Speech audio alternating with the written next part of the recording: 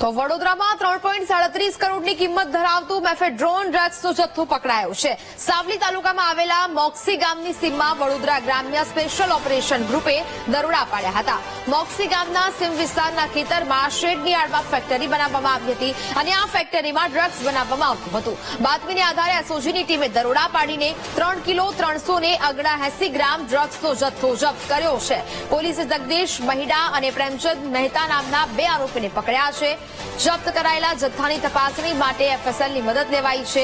પકડાયેલા બંને આરોપીની પોલીસે પૂછપરછ શરૂ કરી છે।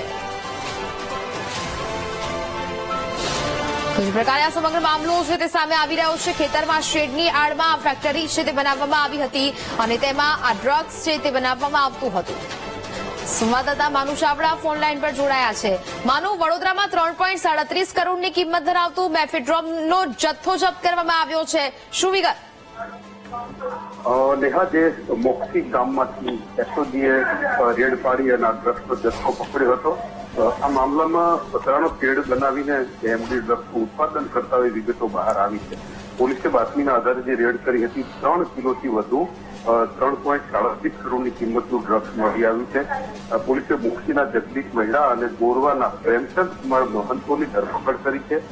તપાસમાં અન્ય લોકોના નામ આવતા 3 શખ્સો ફરાર જાહેર કરવામાં આવે છે। કેટલા સમયથી ઉત્પાદન કરતા હતા અને મુખ્ય સૂત્રધાર કોણ છે એ દિશામાં અત્યારે એસઓજી દ્વારા તપાસ હાથ ધરવામાં આવી છે। બિલકુલ માનુ, જાણકારી બદલ આપનો આભાર।